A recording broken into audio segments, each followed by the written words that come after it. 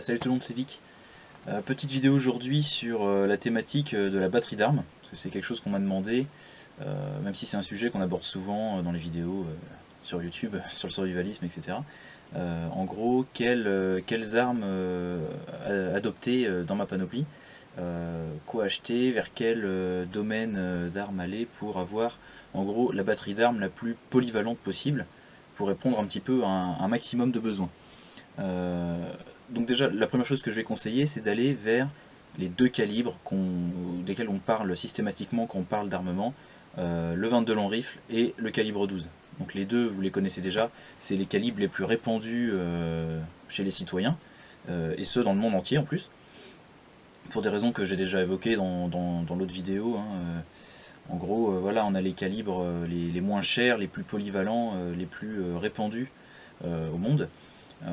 Donc naturellement on va aller vers ces calibres là. Après, est-ce que ça vaut la peine d'aller vers les deux calibres en même temps? Si vous commencez, si vous avez un budget serré et que vous ne désirez aller en gros que vers une seule arme, la question se pose, est-ce qu'il vaut mieux que j'aille vers le 22 ou est-ce qu'il vaut mieux que j'aille vers le 12? Je dirais que ça va dépendre un petit peu des activités que vous faites. Est-ce que vous commencez le tir sportif ou est-ce que vous commencez la chasse? Naturellement, si vous êtes un urbain ou voilà, vous commencez le tir sportif, vous n'êtes pas chasseur, ce serait plus intéressant d'aller vers le 22.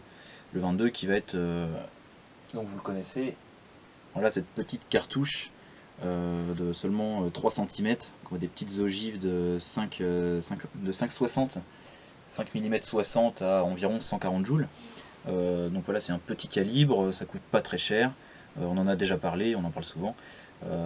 C'est compact, c'est léger, c'est extrêmement rentable et pourtant ça va suffire pour faire pas mal de petits boulots. Donc si vous faites du tir, c'est le calibre de base pour commencer ou pour s'entraîner à pas cher. Mais après en situation réelle, ça va suffire pour du petit gibier ou éventuellement de la défense de périmètre, pas de la défense rapprochée parce que c'est trop anémique pour un usage vraiment effectif, mais on peut imaginer par exemple la protection d'une base autonome durable. Ça va suffire à voilà, protéger un périmètre. Et pour ce qui est du calibre 12, donc vous le connaissez aussi, voilà les grosses cartouches, quand on compare avec le 22, c'est vraiment flagrant. Donc là c'est quelque chose qui est beaucoup plus polyvalent. Avec une seule arme on va pouvoir répondre à tout un panel, un assortiment de situations, simplement en changeant de cartouche. Donc voilà, c'est vraiment les deux calibres de base que je conseillerais, sur lesquels que je conseillerais d'aller en premier, comme tout le monde. Enfin, rien de spécial là-dessus. Je dirais que c'est assez normal de conseiller ces calibres-là. Après, moi ce que j'ai fait au niveau de l'armement, c'est que j'ai redivisé ces calibres-là en deux sous-catégories. C'est-à-dire que j'ai pas adopté une seule arme dans chaque calibre. J'ai un petit peu plus spécialisé l'armement. Je vais avoir sélectionné deux armes de chaque calibre pour deux catégories bien distinctes. D'abord la catégorie survie, entre guillemets, où là on va sélectionner une arme qui va être prévue pour de l'évacuation, pour de l'itinérance, pour du prélèvement de petits gibiers en milieu naturel. En gros ça va être de l'armement, enfin, que je vous avais déjà présenté sur la vidéo sur les armes monocoups et la survie. On va chercher de l'armement qui va être compact, qui va être léger, pour pouvoir le porter toute la journée, l'avoir dans son pactage. Quelque chose qui va pouvoir être démontable ou pliant pour que ça prenne le minimum de place dans notre équipement et que ça soit le plus discret possible aussi vis-à-vis d'autres personnes qui pourraient prendre peur de voir de l'arme sur un inconnu. Et également un système qui va être le plus basique, le plus simple d'utilisation et d'entretien pour être le plus durable possible. Donc dans cette catégorie-là des armes de survie, entre guillemets, moi j'ai fait le choix en 22 long rifle de la Chiappa Little Badger, que vous avez déjà vu en vidéo aussi. Donc c'est une petite monocoup pliante avec éjecteur, marteau percutant, qui n'a pas de sûreté et voilà, qui a des bons petits organes de visée. Donc c'est une très bonne petite carabine, elle est étonnamment assez précise. À l'époque où je l'ai achetée, elle valait moins de 150 €, peut-être qu'elle a un petit peu augmenté aujourd'hui, j'ai pas regardé, mais en tout cas elle est voilà, très appréciée, vraiment précise, efficace. On peut prévoir un silencieux par exemple, on peut prévoir de rajouter des organes de visée sur les rails Picatinny, une poignée, etc. Donc c'est une très bonne petite carabine à avoir, par exemple dans un kit ou dans un sac d'évacuation, ou dans un kit décentralisé sur un point de chute par exemple. Très bonne petite carabine. Après, toujours dans la catégorie survie, cette fois-ci sur le calibre 12, je suis allé sur, donc de la même manière, un monocoup. Vous l'avez déjà vu en vidéo aussi, c'est le Rossi Pumba, qui va pouvoir donc voilà, qui est un système monocoup, et qui va également pouvoir se démonter assez facilement, et on va pouvoir le glisser dans notre sac à dos sans aucun problème. Et voilà, le système complet va pouvoir se glisser dans votre sac d'évacuation, dans votre kit d'évacuation. Encore une fois dans un kit de décentralisation avec quelques dizaines de cartouches. Et voilà, on a un système ultra léger, pas cher du tout, hyper polyvalent, puisque c'est du calibre 12. Je dirais c'est presque, c'est bête à dire, mais c'est presque l'arme que chaque citoyen devrait avoir, un fusil basique comme ça. C'est vraiment la base. Donc ensuite la deuxième catégorie, toujours avec le 22 long rifle et le calibre 12, ça va être un petit peu plus la catégorie lourde, qui va être prévue normalement pour du tir sportif ou la chasse, etc. Où là on va préférer une arme quand même un petit peu plus précise et agréable à tirer que des versions de survie comme je vous ai présenté. Mais également en situation réelle, ces armes dites plus lourdes, toujours en 22 et en 12, ça peut être prévu beaucoup plus pour de la défense, pour du combat, pourquoi pas, pour la protection de zone. Là on est vraiment dans le survivalisme de niveau 2, je dirais, où on prévoit vraiment des situations compliquées. Donc en 22 long rifle, la carabine un peu de tir sportif que tout le monde connaît, voilà, tout simplement une carabine à répétition, à verrou, avec une petite lunette, donc là c'est une 4x32, une petite carabine toute simple avec des chargeurs 10 coups. Donc là en l'occurrence c'est la Norinco JW15. C'est pas ma première carabine, avant j'avais la Mossberg 802 Plinkster. Mais très bonne carabine. En gros voilà, pour du tir en stand, on va être beaucoup plus précis et rapide qu'avec la Chiappa Little Badger, qui n'est pas prévue pour ce type de tir.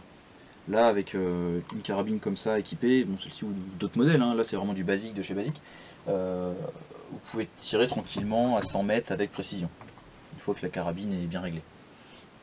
Et pour ce qui est du calibre 12, donc vous l'avez déjà vu aussi en vidéo, ça va être le fusil à pompe. Donc si vous êtes chasseur, peut-être que vous pouvez adopter un système à répétition, enfin pardon, un système semi-auto. Donc fusil à pompe, pourquoi? Par rapport au monocoup, et bien là on a 7 coups, plus une cartouche en chambre, donc un système à 8 coups, avec des vrais organes de visée, avec une vraie crosse, voilà, qui va être beaucoup plus adapté à de la défense ou à la protection rapprochée de périmètre. Tout en gardant la polyvalence du calibre 12. C'est possible de chasser avec, c'est possible de tirer des slugs à 100 mètres avec. Donc ensuite, après les deux armes de base, le 22 long rifle et le calibre 12, on va commencer à rentrer dans quelque chose d'un petit peu plus lourd. La troisième arme qui viendrait dans notre batterie d'armes, la troisième plus importante, ce serait quelque chose qui nous permettrait de nous défendre en tout temps et en tout lieu. Ce type d'armement, c'est possible avec la catégorie des armes de poing. Donc les armes de poing, c'est quelque chose qui est en France assez compliqué à obtenir par rapport aux armes précédentes, parce que ça va demander des autorisations de détention, de l'ancienneté en club de tir et des démarches à faire, etc. pour accéder à une arme de catégorie B. L'avantage avec une arme de poing, c'est qu'on a la capacité d'être constamment protégé tout en étant parfaitement discret. On n'éveille pas l'attention autour de nous comme comme si on se promenait avec une arme longue. Donc là par exemple, j'ai depuis tout à l'heure devant vous mon PA, donc en 9 mm, donc vous avez une arme de poing qui va avoir la capacité de vous défendre en tout temps et en tout lieu, en tout cas à l'intérieur de votre domicile. Pour l'instant le port d'arme n'est pas encore autorisé sur le lieu public, peut-être que ça viendra ou peut-être que ça viendra jamais d'ici quelques années. Personnellement je pense que ce serait une bonne option pour la sécurité publique s'il était autorisé uniquement évidemment à des personnes formées et responsables. Alors après pour ce qui est du choix de l'arme de poing, donc 9 mm, donc PA ou revolver, ça je dirais que c'est à vous de voir. Personnellement j'ai préféré le PA parce que les munitions en 9 mm sont moins chères que des munitions de revolver comme du 357 Magnum ou du 38 spécial. La capacité est plus importante, le rechargement est plus rapide, la cadence de tir est plus importante également, et tout simplement je suis plus à l'aise avec ce type d'arme. Après, si vous préférez un revolver, c'est tout à fait possible également. Bon, après, ça va dépendre hein, de vos affinités. C'est vrai que le revolver, on a un système qui est encore plus fiable, parce que mécaniquement, il est plus simple, et qui va avoir moins tendance à s'enrayer. Les revolvers sont également plus simples d'utilisation, d'entretien, au fonctionnement. C'est plus simple d'apprendre à tirer avec un revolver, parce que c'est assez simple d'apprendre à ouvrir, à charger, à décharger, etc. Alors que sur un PA, on va avoir des boutons, on va avoir un fonctionnement. Même au niveau de la capacité à raquer le PA, c'est quelque chose qui est assez compliqué pour beaucoup de personnes, et ça va être beaucoup plus simple pour eux de simplement ouvrir un barillet, de le remplir et de l'armer. Au goût de chacun, adoptez ce qui vous plaît. Tant que vous avez une arme de poing dans votre panoplie, c'est le plus important. Un système plus simple, si vous n'avez pas envie de faire les démarches pour accéder à une arme de poing de catégorie B, vous pouvez faire le choix, sous certaines conditions, hein, ça a quand même ses limites, d'adopter un revolver à poudre noire. Donc je vous en parle pas trop pour l'instant, parce que j'ai prévu de parler spécifiquement de ce type d'arme une prochaine fois. Donc ensuite, catégorie supérieure, donc là on rentre vraiment dans de l'armement qui va être beaucoup plus spécifique, et pas forcément apprécié de tous, mais tant pis. On rentre dans ce qu'on appelle un petit peu les carabines de combat, hein, ce que les journalistes appellent des armes de guerre, parce que c'est prévu pour la guerre, attention. Wow. Donc là c'est un petit peu tout ce qui va être carabine semi-automatique, qu'on peut appeler aussi entre guillemets fusil d'assaut, mais le terme est mal choisi étant donné qu'un fusil d'assaut a une capacité de tir en automatique, ce que n'a pas une carabine de combat. Le tout chambré dans un calibre intermédiaire. Donc un calibre intermédiaire, ça va être un calibre qui va faire la jonction entre les calibres d'armes de poing, qui sont également utilisés dans des pistolets mitrailleurs par exemple, et les gros calibres de tir longue distance. Donc le plus connu des calibres intermédiaires, c'est par exemple le 5,56 par 45, donc des fusils d'assaut de l'OTAN, par exemple le FAMAS ou tout ce qui est AR-15, etc. Donc dans le monde entier. Également, le deuxième plus répandu, c'est le 7,62 par 39. Donc le 7,62 par 39 qui est la munition bien connue des Kalachnikov. Personnellement, j'ai adopté une SKS, donc la SKS qui est l'ancienne carabine soviétique, qui date donc d'avant la Kalachnikov, puisque celle-ci date de 1950. Bon, je lui ai offert une seconde jeunesse en la mettant dans une crosse type M4. Donc en gros, voilà, la catégorie carabine de combat, c'est d'avoir une carabine chambrée dans un calibre intermédiaire, en semi-automatique, avec une capacité importante. Parce que là elle est en 10 coups, mais c'est possible d'avoir des chargeurs de 20 ou 30 coups. On peut aller jusqu'à 200-300 mètres avec ce type de carabine. Bon, en l'occurrence, le 7,62 par 39 pêche un peu à ces longues distances-là, parce qu'il est trop lent et trop lourd par rapport au 5,56 par 45. On peut dire que symboliquement, c'est le symbole du contre-pouvoir. Le symbole de la démocratie, c'est typiquement ça. C'est l'armement de guerre dans la main des citoyens. C'est un autre débat, je pourrais débattre de ça avec vous dans les commentaires si vous le souhaitez. Si nous, citoyens, on a accès à ce type d'armement-là, en quelque sorte, c'est la preuve qu'on est en liberté. Qu'on n'est pas soumis à un régime totalitaire qui cherche à brider et à contrôler sa population. Tant que ça reste dans les mains de personnes bien intentionnées, évidemment, et en toute légalité, ce qui est le cas. Enfin, dernière catégorie, donc là on rentre vraiment dans quelque chose d'ultra spécialisé qui va être le tir longue distance. Le tir longue distance, ça va être utile pour nous, donc bon, comme d'habitude dans le cadre du loisir, hein, du tir sportif, mais en situation réelle, encore une fois, vraiment le tir longue distance, ça va servir pour la défense de grands périmètres. Si par exemple dans la situation d'une base autonome durable, vous avez un grand périmètre à défendre post-effondrement. Avec une arme de ce type-là, vous allez pouvoir tout simplement défendre votre vie, la vie de vos proches, la vie de votre clan, jusqu'à plus de 200 mètres. Donc en gros, ça va prendre un petit peu le relais après la carabine de combat. Donc en l'occurrence, ma carabine tir longue distance, c'est un petit peu le fameux Momo qui hante les stands de tir depuis 3 ans. Tout le monde en a acheté un à l'époque, quand ça a été déclassé en 2013. Pour le prix de l'arme et des munitions et sa capacité de tir incroyable. Parce que là on est sur quand même un gros calibre de guerre, une arme qui date de la Seconde Guerre mondiale. Là la mienne est de 1943 et voilà, petit prix, gros calibre. Donc en gros, sachant de ce calibre là, le 7,62 par 54R, En l'occurrence, hein, bon, ça va être l'équivalent des gros calibres de chasse ou des gros calibres de guerre. Ça va être l'équivalent du 308, le 7,62 par 51. C'est un petit peu plus petit que le 30-06, qui est de plus en plus à la mode chez les chasseurs en ce moment, mais qui est l'ancien calibre de l'armée américaine, qui sont passés sur le 308 depuis, comme l'armée française. Donc en gros, ces gros calibres-là, que ce soit des calibres de chasse ou des calibres de guerre, voilà, vous allez pouvoir vraiment tirer à longue distance. C'est également des calibres que les chasseurs vont pouvoir utiliser sur du grand gibier, avec des ogives adaptées bien sûr, hein, sur du sanglier, du cerf, etc., sur des élans. Après ça reste des armes qui sont ultra spécialisées.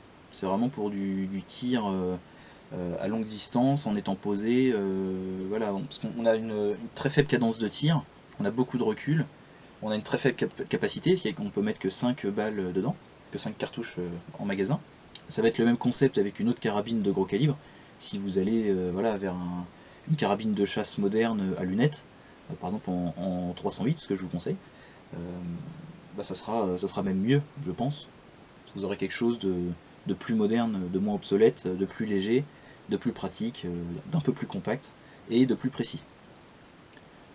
Donc là personnellement j'ai toujours mon Mosin parce que je l'apprécie beaucoup, le côté collection, historique dans le tir.